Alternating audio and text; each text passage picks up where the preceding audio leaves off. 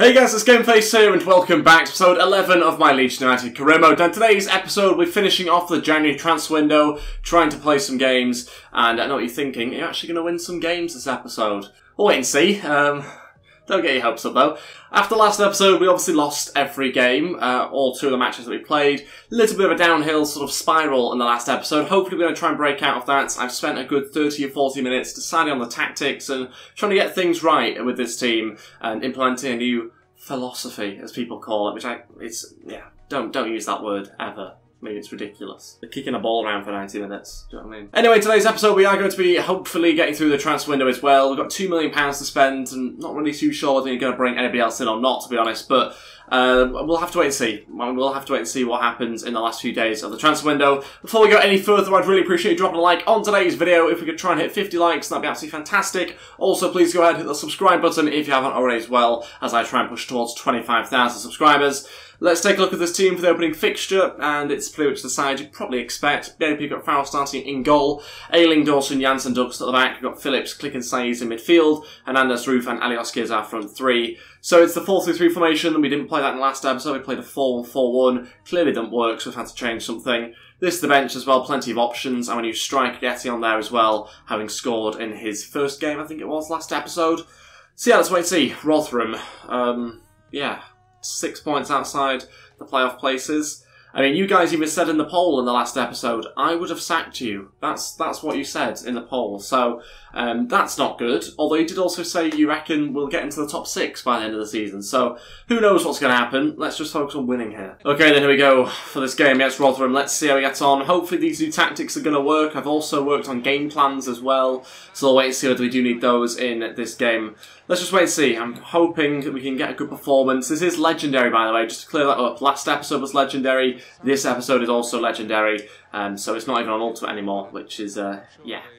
Kind of shows where we're sort of going in terms of our form. I might even put it back up to Ultimate, because we did get some good results. I think we went unbeaten one of the episodes on Ultimate. Makes you wonder why I changed it back. Hernandez now through to Luke Ayling, who's playing so far up the pitch. It's ridiculous here. Luke Ayling coming forward. Big chance for the right back. Let's move on. What the hell was that? Alioski over there to Douglas. Need more of a presence in the middle. Might have to change our strikers round because Roof is struggling with that so far. Yeah, could do with possibly bringing on Zikovic. Pablo over to Luke Ayling. Interesting how far Luke Ayling is coming forward because he's not actually on overlap. He's on balanced attacking. So interesting to see him come forward so often. And we got ourselves a corner here. 9 minutes from half time. We're playing quite good football so far, but yet to get a clear-cut chance. One for Ayling and he scores it. He's had a great start to the game. I think it's Luke Ayling. Is it number 2 or number 7? I can't quite tell. Looks like it's Ayling. He puts us 1-0 up, and we've taken the lead here. As I say, you know, he's had a good start to this game. Won us the corner as well with the cross, so I'm really impressed that he's managed to get himself a goal, and he's captaining the team in this game. We're in front, and we're taking the lead here against Rotherham. Interesting to see where Pablo Hernandez is playing as well there in the orange boots. He keeps on playing almost like a centre mid, which is very interesting to see. Good ball in there once again from Luke Ayling. Yeah, it's quite an interesting way that the team is playing. Not necessarily saying it's all my doing, because a few of the players do seem to be in bizarre positions, but it's okay for now. It's half time, it's 1-0. It's deserved that we're in front. We've been a better team, passed the ball around really nicely. Yeah, we've not had loads of chances, neither have Rotherham, but we do find ourselves in front. That's the most important thing. Like I say, Pablo Hernandez playing actually very much inside here. He might have told him to stay inside. I don't really know why he's doing that. Oh, he's playing a free row, which is probably why. So he's sort of just picking up spaces wherever, allowing Luke Ayling to get on the overlap, which is, again, something we've not asked Ayling to do, but he's doing it anyway, which is okay. Okay, first two changes. Brown and Zikovic here to come on. We'll take off Saiz and Pablo Hernandez, give those guys a rest. Roof will move over to the right-hand side. Play the role that Pablo is playing, which is a bit of a strange role, but he's going to try and play it anyway. Zikovic is going to play as a bit more of a target man in the middle for us. 25 minutes to go. Oh, Ayling out of position there. Terrible there from Luke Ayling. Got to be careful. Definitely need a second goal. Oh, Phillips has just pulled a muscle or something, kicking the ball. Jesus, that's not good. Look at him.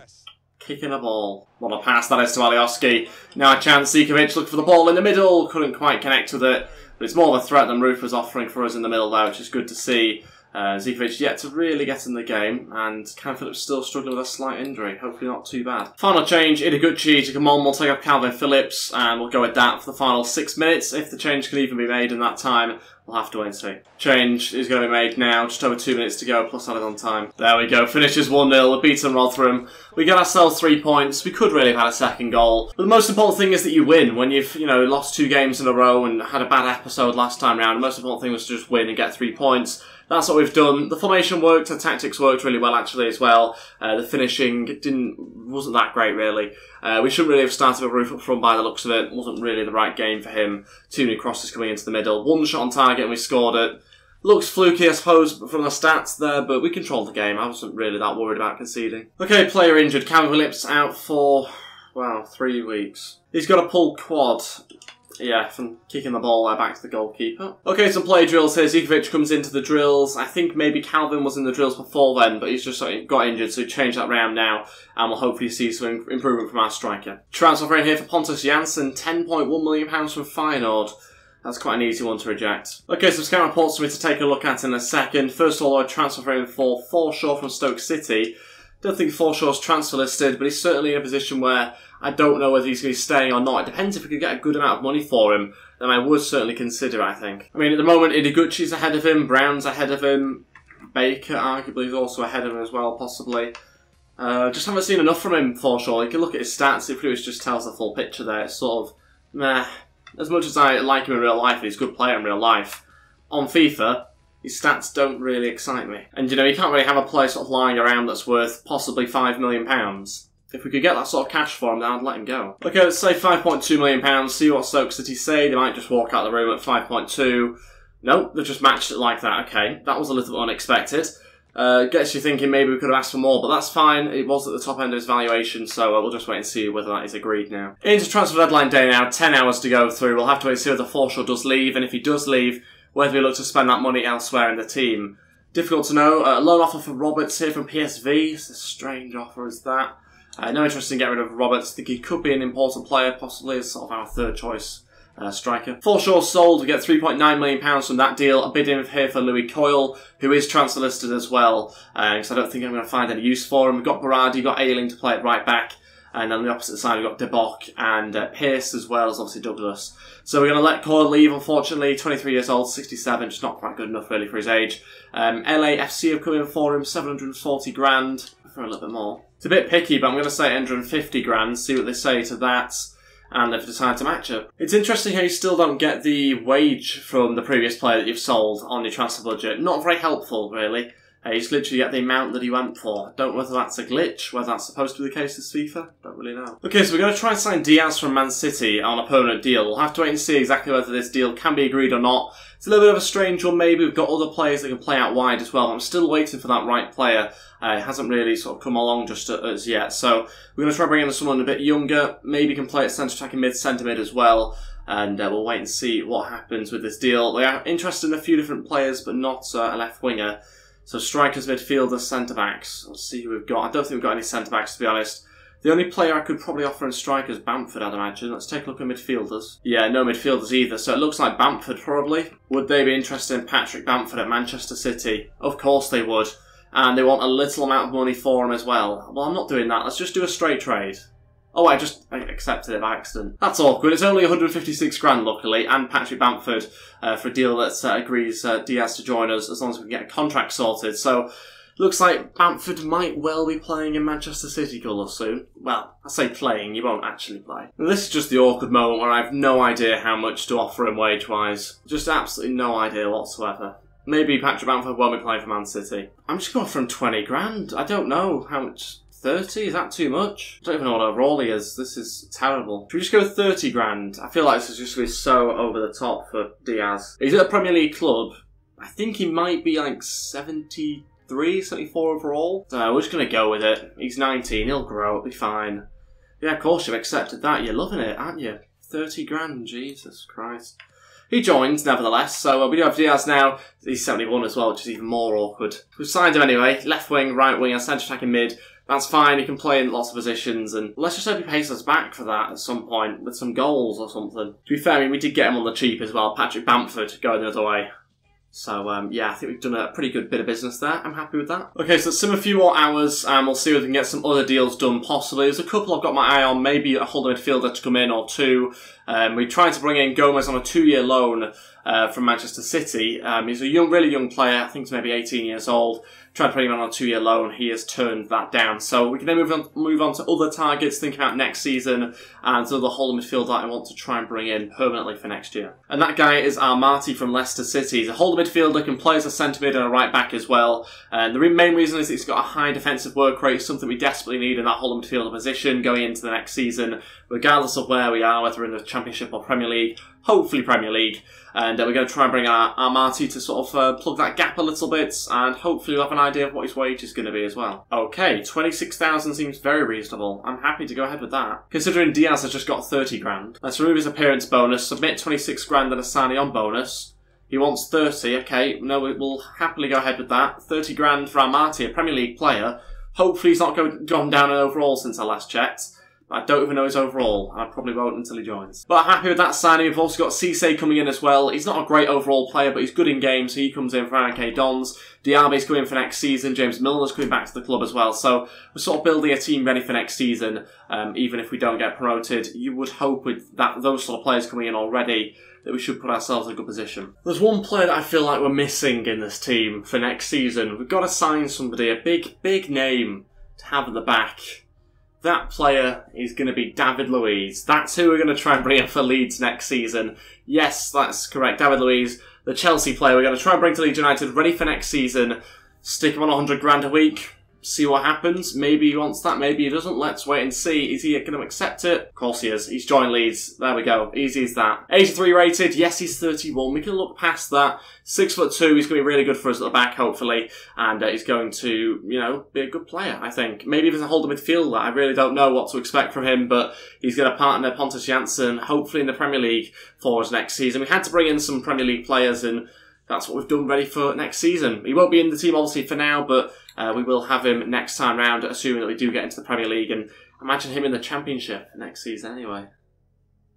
Yeah, we're going to get into the Prem. David Luiz going up against Rotherham on a weekly basis. Transfer in here for Louis Coyle, another one that we're just going to, I think, accept, so yeah, should we accept it? We'll delegate the negotiations. Basically, if you're not going to pay anything other than 850 grand, you can't have him. Coyle's transfer talks break down. That's not a good sign. That was for the other club, I think. And good news that an agreement has been made for Coyle to be sold.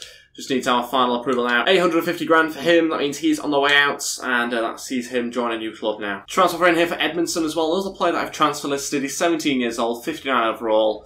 It's a shame we're going to have to try and get rid of him, but I think we may as well. No intention of really trying to grow him. It's going to be a long way to sort of 70 overall, never mind anything beyond that. I think we'll use the rest of the money rather than bringing in players. We'll bring in some scouts. I want to try and improve our youth academy, so we're going to try and bring in the best scouts now, I think.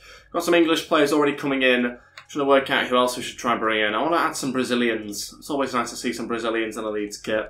Let's go with 9 months, I think, on that, and then if we've got enough money to bring in another scout, hopefully. I might just wait, actually, see if we can get 3.5 to buy the Greek one. And Coyle's transfer talks broke down once again. Was that after we agreed the fee? Yeah, it looks like it. So he won't be getting a new club. He was staying at Leeds now, because that breaks down very late on. And it looks like no other deals are going to go through, unfortunately. Edmondson's transfer talks break down as well. So that means we aren't left getting any more money in this transfer deadline day. We do, however, have 1.4 still left on the budget, and a transfer coming in for Roof after the deadline closes.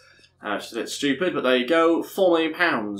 No, not even close. 40, and then we can start a conversation. Monthly scouting update coming in here for some English players, and we'll take Connor Robertson, thank you very much, and we'll get rid of the rest. Okay, one guy that I think does need to be promoted as soon as he can be promoted is Alfie Collins. Currently he's 15 years old, so he can't quite be promoted into the first team, but potentially 90 to 94.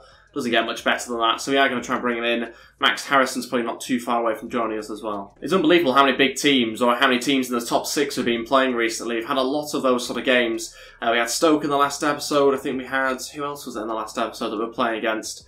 We had Derby as well, who are sort of thereabouts, I think. And now we've got another game coming up against Norwich. So good opportunities for us to try and get some points off those teams in the top 6. So far, though, we've really sort of lost most of those games, so we've got to try and win this one. And if we win this game, we go within a point of them, which will be good. Okay, so Diaz joins. That leaves us with a lot of sort of wingers now. I probably shouldn't have signed Aarons and Lookman. I did that by accident. I just wanted to sign Lookman mainly, but Aarons came along as well, so we'll just keep him for now. But Diaz will be in and around the squad. I think we might bring him in and get rid of Roberts just for this game. This is the team we're going to go with. We've got one change, I think, to the start 11. Our young centre-back coming into a holding midfield position there. That is Strujic, I think, as I pronounce his name. He replaces Calvin Phillips, who's injured.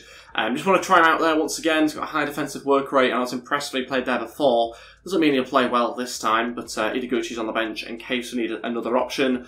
And the bench remains pretty much the same with Cooper filling in at his place. So let's crack on with things. Let's try and get ourselves a victory against Norwich. Hopefully get another 3 points. Okay then, really big game for us here against Norwich. Massive, massive match. We have to win the game to try and sort of keep sort of a run of wins going if we can. We've obviously had one in the last game. It'd be nice to make it 2, just to sort of get some consistency. One little tweak early on here, and that's going to be to tell Ayling to basically just stay back. Right now he's on balance, even though he's just flying forward all the time. We'll tell him to stay back, because a little bit worried about how we're going to cope with Norwich down that side. Pontus going forward into a good position. Alioski's there.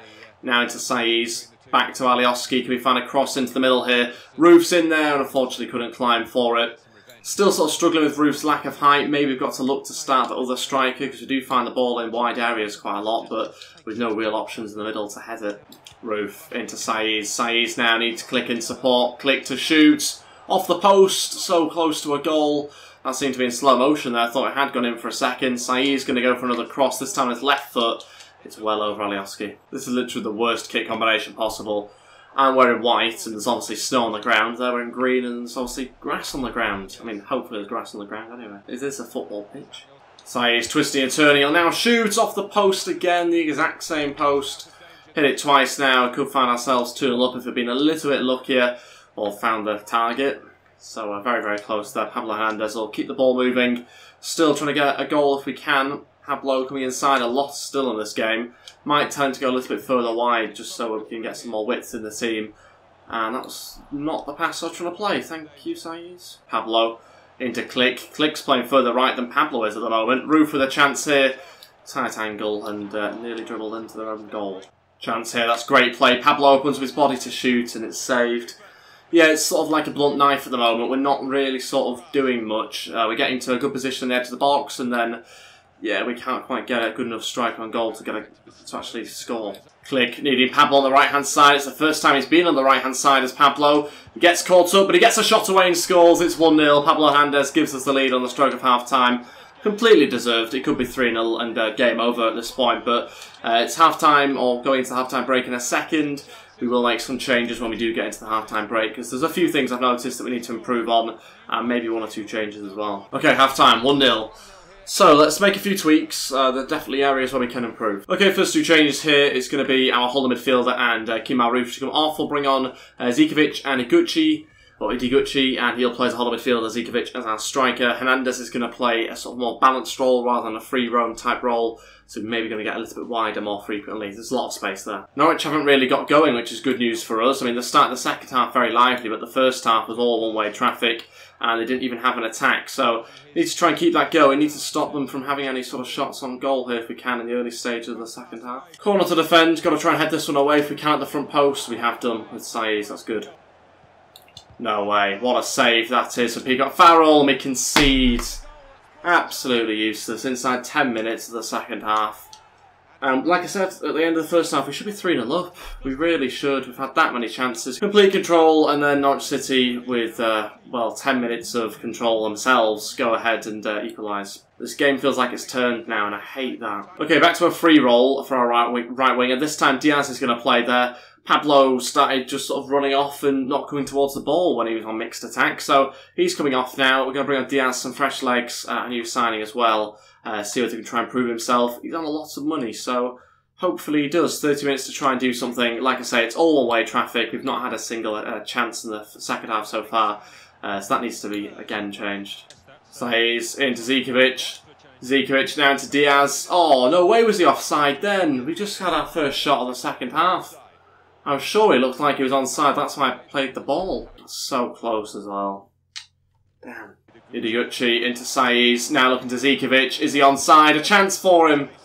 Not the greatest of connections. A tight angle though as well, to be fair. Idiguchi again winning this. Wow, he's starting to dominate the midfield because no one else seems to be challenging here. Zikovic, Diaz, he scores and it's 2-1. Our new signing does it with a minute to go. And Diaz might well have scored the winner here. Oh my days. Can't believe that. Needed the 3 points, and he's certainly been worth the 30 grand a week that we're giving him. We shouldn't have given him that amount of money, but he scored, and that might already have just paid that money off really for us. If we can just cling on to this victory, that'd be great. Okay, let's go ultra defensive, final minute, and this is the game plan now. Yes. Spend some time putting this together. Click will go and play it in defence now. We've kind of just sort of dropped everyone else in.